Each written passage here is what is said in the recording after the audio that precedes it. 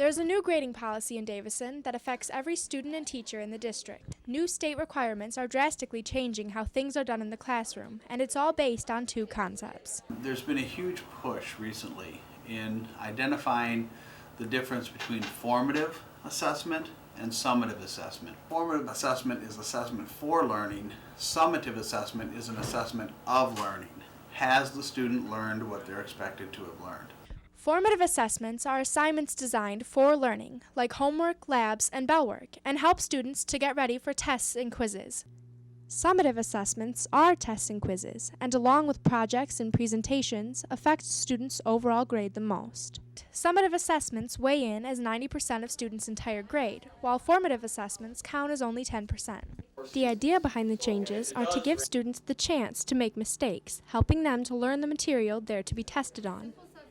Think of it as a football team. Formative assessments acting as the nightly practices, and summative assessments the games. Practice, or the formative assessments, give students the opportunity to get better at their weaknesses by being allowed to make mistakes without being penalized for them.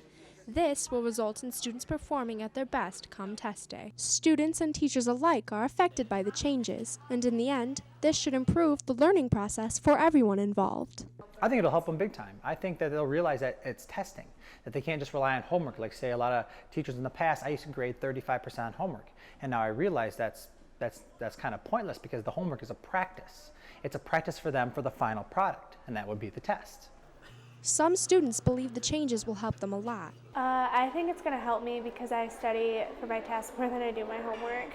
But others still aren't sure. I'm worried about it because I'm not the best test taker and I have problems studying. But for now, the new policy is in place and changing the way we view grading.